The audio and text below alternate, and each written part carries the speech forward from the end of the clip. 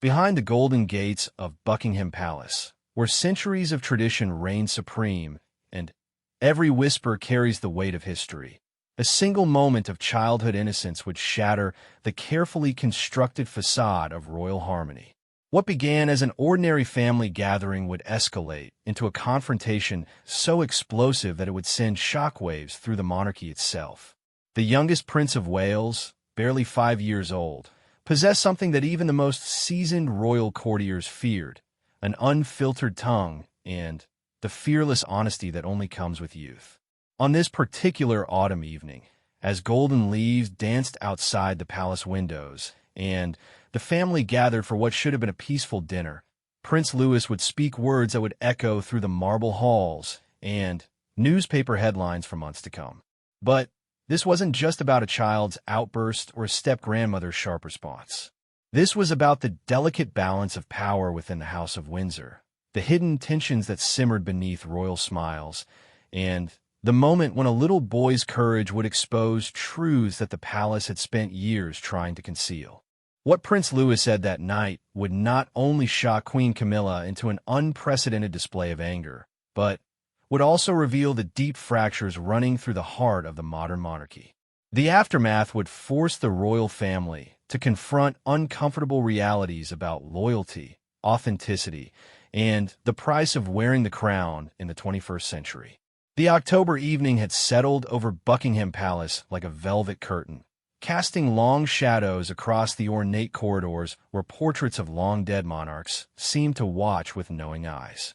In the private dining room reserved for family gatherings, crystal glasses caught the warm glow of chandeliers while servants moved silently between courses, their footsteps muffled by centuries-old Persian carpets.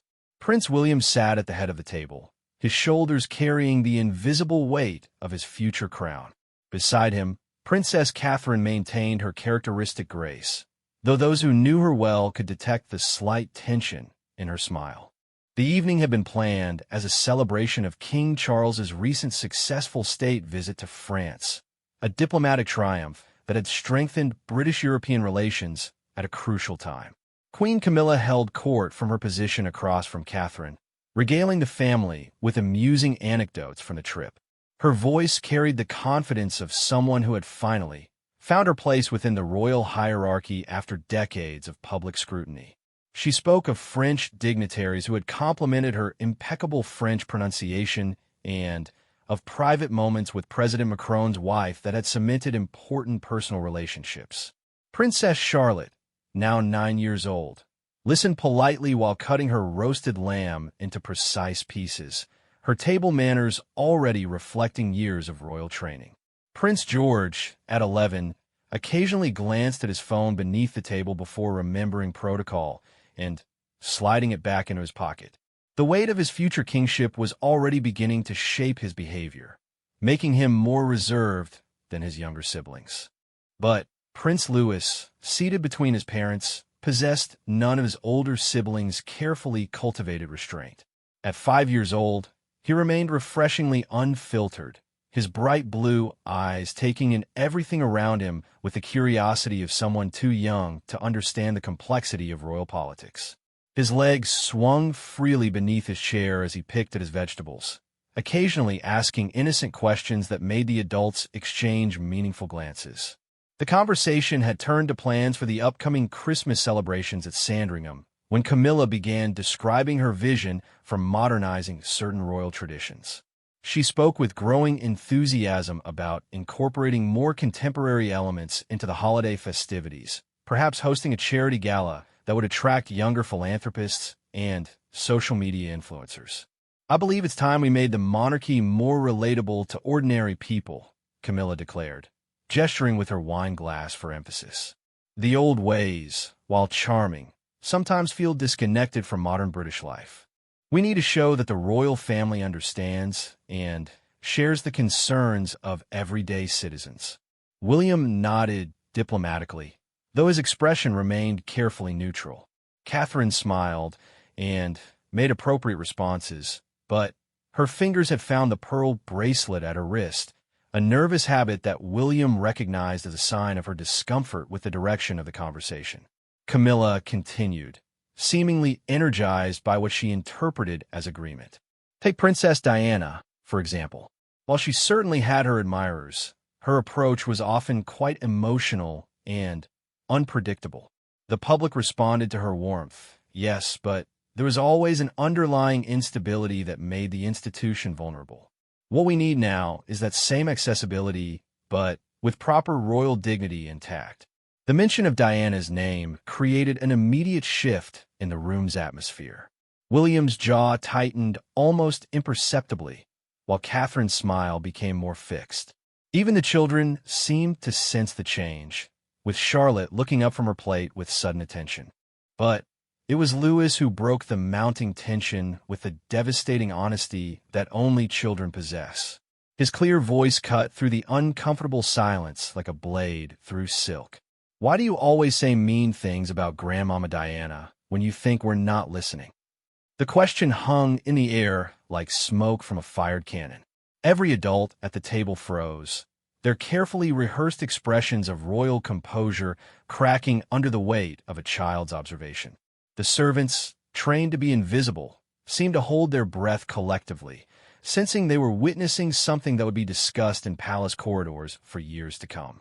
Camilla's face flushed crimson, her composure abandoning her for perhaps the first time in public since becoming queen. I beg your pardon, young man. I have never said anything inappropriate about your grandmother. Louis tilted his head with the fearless curiosity of youth. But you did. Last week when Papa was on the phone, you told someone that Grandmama Diana was unstable and that Papa needed to move past her influence. I heard you from the playroom. William's knuckles whitened as he gripped his napkin, the careful control he maintained over his emotions threatening to crack.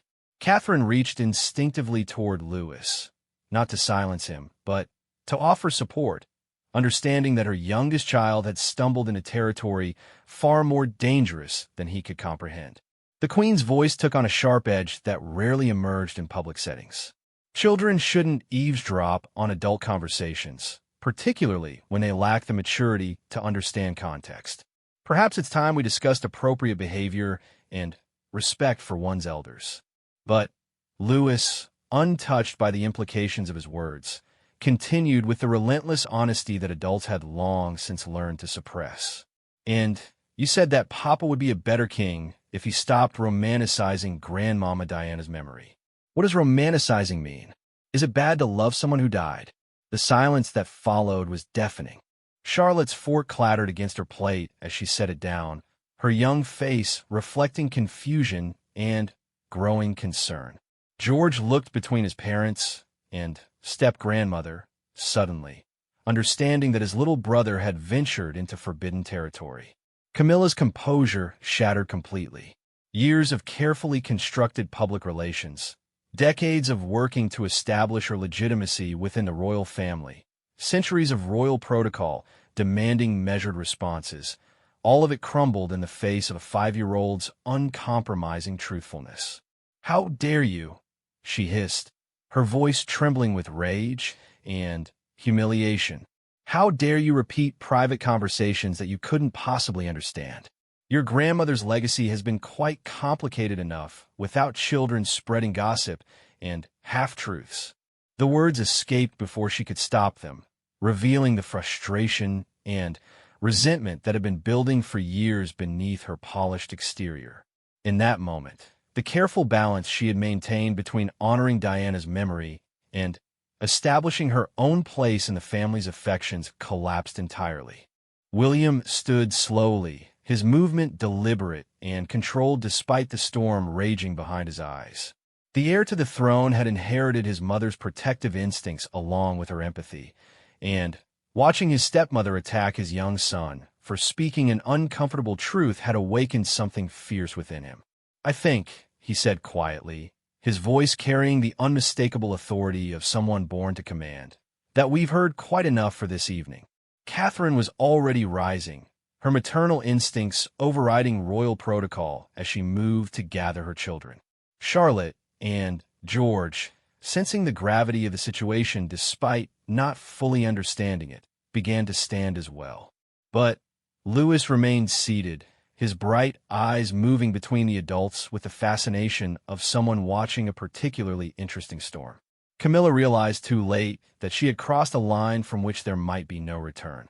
The carefully constructed harmony of the royal family, the delicate balance between old and new that she had worked so hard to achieve, had been shattered by her inability to control her reaction to a child's innocent observation.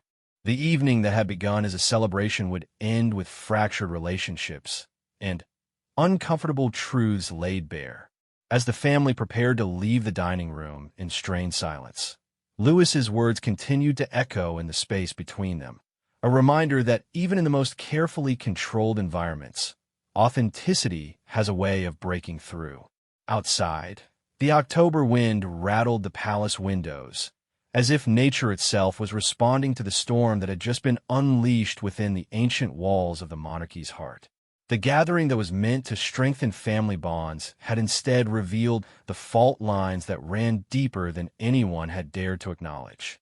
In the days that would follow, this evening would be remembered not for King Charles's diplomatic success in France, but for the moment when a little boy's honesty forced the royal family to confront truths they had spent years avoiding. The reverberations of this confrontation would echo through every subsequent family gathering, every public appearance, and every carefully crafted statement about unity and tradition. The storm that Louis had innocently unleashed was far from over. In fact, it had only just begun. The following morning arrived gray and drizzling, matching the somber mood that had settled over Kensington Palace like a suffocating blanket. William had barely slept, his mind replaying the previous evening's events while Catherine lay beside him, equally restless. The silence between them spoke volumes about the magnitude of what had transpired. By 7 o'clock, William's private secretary had already fielded 3 urgent calls for Buckingham Palace, each more insistent than the last. The palace machinery was grinding into motion, attempting to contain what could potentially become a public relations disaster.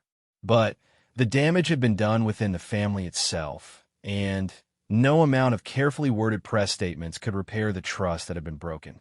Catherine found Louis in the nursery, building an elaborate castle with his wooden blocks, seemingly oblivious to the chaos his words had created.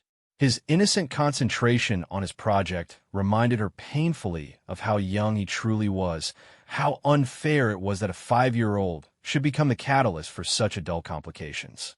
"Good morning, my love," she said gently, settling beside him on the carpet. "How are you feeling today?" Louis looked up with bright eyes, his expression free of the weight that seemed to be pressing down on every other member of the household. "I'm good, Mama. Are we still going to the park today, like you promised?" The simple question pierced Catherine's heart. Here was her youngest child, asking about a playground visit while adults throughout the royal establishments were frantically trying to manage the fallout from his honesty. She pulled him into her arms, breathing in his familiar scent of innocence and childhood. "We'll see, darling. There might be some changes to our plans today." Meanwhile, 3 miles away at Buckingham Palace, King Charles paced his private study with uncharacteristic agitation. The morning briefing from his private secretary had painted a clear picture of the crisis brewing within his own family. Queen Camilla sat rigidly in a queen chair, her usual warmth replaced by defensive anger that seemed to radiate from her like heat from a fire. "The child deliberately embarrassed me," she declared for the 3rd time that morning, her voice tight with wounded pride. "This cannot be allowed to pass without consequence. William and Catherine have clearly failed to teach their children proper respect for their elders." Charles stopped pacing and turned to face his wife, his expression weary. At 75, he had navigated countless royal crises, but family conflicts always proved the most challenging. "Camilla, he's 5 years old. 5-year-olds repeat what they hear without understanding the implications." "Exactly my point," Camilla shot back. "If he heard those things, it means he was deliberately listening to private conversations. That level of disrespect suggests deeper problems with how those children are being raised." The king's response was interrupted by a sharp knock on the study door. His private secretary entered with the grave expression that usually accompanied news of international incidents or constitutional crises. "Your Majesty, we have a situation developing. Several members of the palace staff who were present at last evening's dinner have been contacted by journalists. It appears that word of the incident is beginning to circulate." Charles felt his stomach drop. Royal family arguments were meant to remain precisely that: family matters handled with discretion behind closed doors. The prospect of Louis's innocent words becoming tabloid headlines filled him with dread. "How extensive is the leak?" he asked, though he already suspected the answer would disappoint him. 3 separate newspaper sources have confirmed they're working on stories. The details they possess suggest multiple witnesses provided information. Camilla's face had gone pale. The reality of public scrutiny, something she had worked decades to navigate successfully, was crashing down around her. Her reaction to a child's words would soon be analyzed, criticized, and probably misrepresented by every media outlet in Britain and beyond. At Kensington Palace, William was facing his own crisis management meeting. His private secretary, communications director, and senior protection officer sat around his office table, their expressions reflecting the gravity of the situation. "The challenge we're facing," his communications director explained, "is that Prince Louis's words, however innocent, have exposed genuine tensions within the family that the public was not meant to see. Any response we make will be scrutinized for what it reveals about those relationships." William leaned back in his chair, feeling the weight of impossible choices pressing down on him. Defend his son's right to speak truthfully, and he would implicitly criticize Camilla's behavior. Support his stepmother, and he would be teaching his children that honesty should be suppressed when it becomes inconvenient for adults. "What are our options?" he asked, though he already knew none of them would be entirely satisfactory. "We could issue a statement emphasizing that this was a private family matter that has been blown out of proportion," his press secretary suggested. "Frame it as normal family dynamics that every household experiences." Or, his communications director added, "We could take a more proactive approach. Acknowledge that Prince Louis spoke from a child's perspective and use this as an opportunity to discuss the importance of open communication within families, even royal ones." William considered both approaches, knowing that whichever path he chose would have consequences that extended far beyond this immediate crisis. His children were watching how he handled this situation, learning lessons about integrity, loyalty, and the complex balance between truth and diplomacy. His phone buzzed with a text message from Catherine. "Louis is asking why everyone seems upset. How do I explain this to him?" The question highlighted the impossible position they all found themselves in. How do you explain to a 5-year-old that his honest observation has created an international incident? How do you teach children about truthfulness while navigating the complex politics of royal life? By noon, the first newspaper website had published a preliminary story. Palace dinner turns tense as young prince challenges Queen Camilla. The article was carefully worded, avoiding specific details while making it clear that significant tensions had emerged during what should have been a routine family gathering. Social media exploded almost immediately. Hashtag Prince Louis began trending worldwide within 2 hours, with opinions ranging from praise for his honesty to criticism of his parents for allowing such disrespect. The public's fascination with royal drama, combined with genuine affection for the youngest Wales child, created a perfect storm of attention. Catherine found herself reading comments on her phone despite knowing it would only increase her anxiety. 5-year-olds say what they see, wrote one user. Maybe the adults should ask themselves why a child noticed something they were trying to hide. Another commented, "Queen Camilla's reaction tells us everything we need to know about who she really is behind the crown." The division in public opinion reflected the deeper complexities of the situation. Louis had inadvertently touched on the most sensitive nerve in modern royal history, the memory of Princess Diana, and the delicate balance the family had tried to maintain between honoring her legacy and moving forward. Queen Camilla, meanwhile, was discovering that her carefully constructed public image could be shattered in moments. Years of charity work, public appearances, and diplomatic success seemed to evaporate under the weight of her reaction to a child's words. The irony was crushing. She had spent decades proving she belonged in the royal family, only to have her position threatened by her inability to handle criticism from someone too young to understand palace politics. By evening, King Charles had made a decision that surprised everyone involved. Rather than issuing traditional damage control statements, he called for a family meeting that would include not just the adults, but the children as well. The unprecedented move reflected his growing understanding that this crisis couldn't be resolved through typical royal protocols. "We're going to address this honestly," he told his private secretary. If Louis's honesty created this situation, then perhaps honesty is what's required to resolve it. The announcement of the family meeting sent ripples through both Kensington Palace and Buckingham Palace. Staff members exchanged meaningful glances, understanding that they were witnessing a potential turning point in how the modern monarchy handled internal conflicts.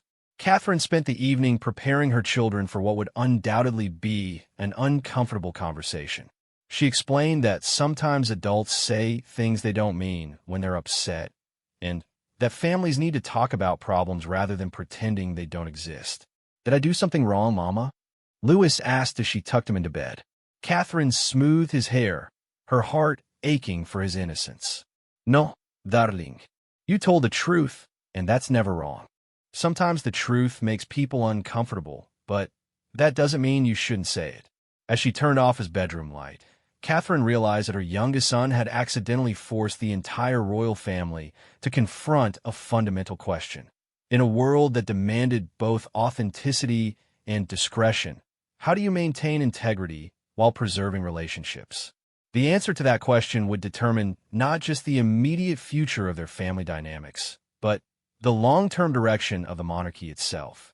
Louis's innocent words had opened a door that couldn't be closed, revealing truths that could no longer be ignored or carefully managed away. Tomorrow's family meeting would either heal the fractures that had been exposed or deepen them beyond repair. Either way, the royal family would never be quite the same again.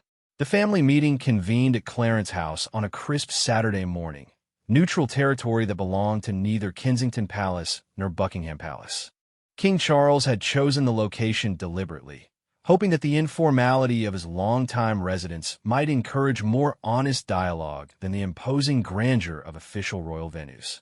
As family members arrived, the tension was palpable.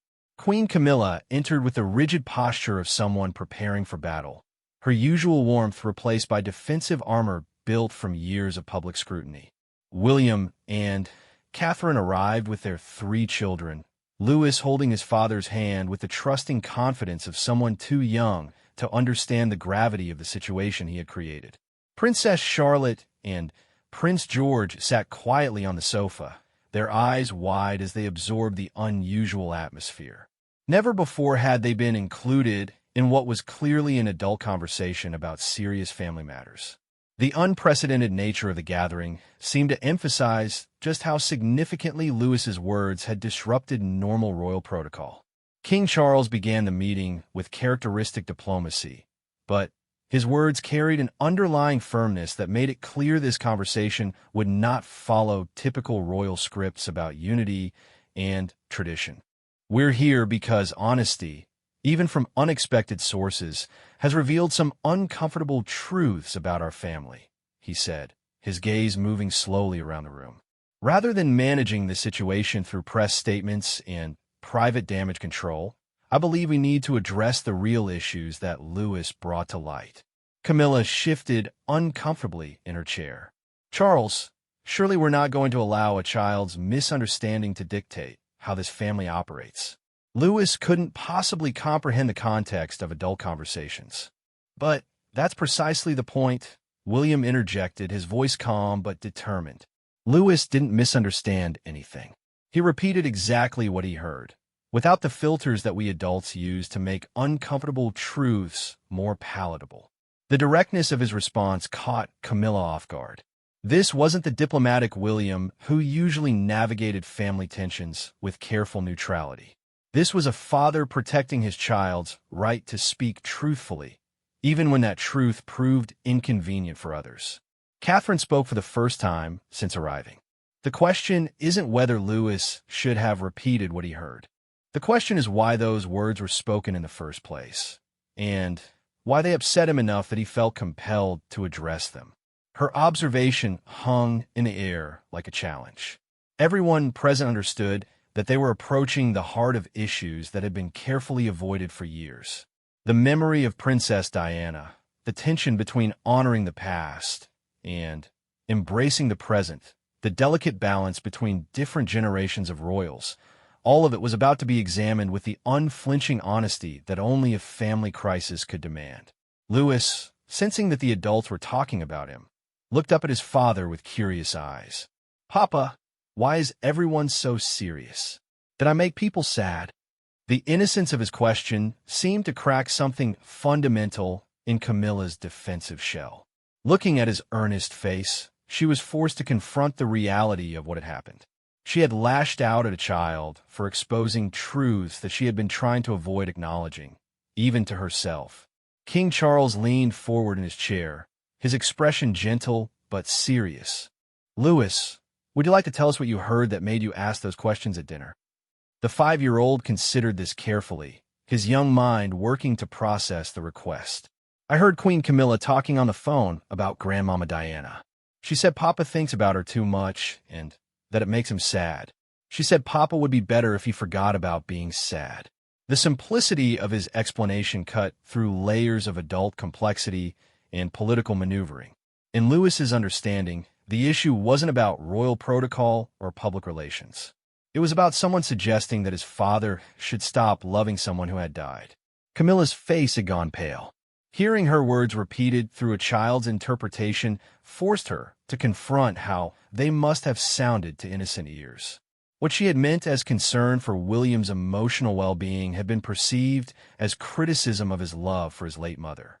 "I never meant to suggest that William should forget his mother," she said quietly, her voice lacking its usual confidence. "I was worried about him carrying unnecessary pain. Sometimes I felt that the constant comparisons to Diana made it difficult for this family to move forward together." The admission was more honest than anything Camilla had said publicly about Diana in decades. It revealed the impossible position she had been placed in, expected to respect and honor the memory of a woman whose shadow had shaped every aspect of her royal life. William's expression softened slightly, though his protective stance regarding his children remained unchanged. "The pain isn't unnecessary, Camilla. It's part of who I am. My mother's death shaped me, but so did her life and her love. Asking me to minimize that impact isn't protecting me. It's asking me to deny part of myself." Catherine reached over to squeeze her husband's hand, understanding the courage it took for him to articulate feelings he rarely expressed, even to his closest family members. The ripple effects of Diana's death had touched everyone in the room, creating complicated dynamics that had never been fully addressed. Charlotte, who had been listening with the intense concentration that 9-year-olds bring to adult conversations they're not supposed to understand, suddenly spoke up. "Is that why people sometimes look sad when they talk about Granny Diana? Because they miss her." Her observation reminded everyone present that the children were not passive observers of family dynamics. They absorbed tensions, noticed inconsistencies, and drew their own conclusions about the emotional undercurrents that adults thought they were concealing. George, usually more reserved than his siblings, added his own insight. "At school, when people talk about Granny Diana, they always seem to think she was really special. But sometimes at home, it feels like we're not supposed to talk about her too much." The children's words revealed the confusion they had been navigating, caught between public celebration of their grandmother's memory and subtle family signals that excessive focus on Diana created problems within current relationships. King Charles realized that this crisis had opened an opportunity for long overdue honesty. "Perhaps we haven't done a good enough job of explaining how complex family relationships can be. Loving someone who died doesn't mean you love current family members any less. But Sometimes people worry that they're being compared to someone they can never compete with. His words acknowledged both William's right to grieve his mother and Camilla's struggle to establish her own place within a family still shaped by Diana's memory. It was a delicate balance that required understanding from everyone involved. Camilla took a shaky breath before speaking again. I reacted badly to Lewis's words because they touched on my deepest fears about my place in this family. For years, I felt like I was competing with a memory, trying to prove that I belonged here, while knowing that I could never replace what you lost. The vulnerability in her admission surprised everyone, particularly William. He had never considered how difficult it might be for Camilla to constantly navigate conversations about Diana, to participate in commemorations honoring a woman whose position she had ultimately assumed. "You were never meant to replace her," William said gently. "But when it feels like honoring her memory is seen as disloyalty to current relationships, we all end up walking on eggshells around something that should be simple love and remembrance." Lewis, who had been following the conversation with the focused attention of someone sensing its importance, suddenly climbed down from his chair and walked over to Queen Camilla. With the fearless affection that children possess, he reached up to hug her. "I'm sorry you felt sad," he said simply. "I didn't want to make you feel bad. I just didn't understand why loving someone who died was wrong." Camilla's carefully maintained composure finally cracked completely. Tears she had been holding back for years began to flow as she hugged the little boy whose innocent words had forced this moment of reckoning. In his simple gesture of forgiveness, she found something she had been seeking for decades: genuine acceptance from William's children, unfiltered by adult complications. "You didn't do anything wrong, Lewis," she whispered into his hair. "You told the truth, and sometimes adults need to hear the truth, even when it's difficult." Catherine watched the embrace with eyes bright with unshed tears, understanding that they were witnessing a turning point that would reshape their family's dynamics for years to come. The artificial barriers between honoring the past and embracing the present were finally beginning to dissolve. King Charles stood and moved to the window, looking out at the London skyline while processing the emotional breakthrough happening behind him. As monarch, he had spent his entire life managing the tension between personal feelings and public duty. Watching his family navigate their own version of that challenge reminded him why authentic relationships were so much more valuable than perfect public appearances. "I think," he said, turning back to face the group, "we've learned something important today. This family is strong enough to handle difficult conversations. We don't need to pretend that complex emotions don't exist or that loving multiple people requires choosing sides." The meeting continued for another hour, with honest discussions about how to better communicate within the family, how to help the children understand their heritage without creating emotional confusion, and how to move forward with relationships that acknowledged both past losses and present love. By the time they prepared to leave, something fundamental had shifted.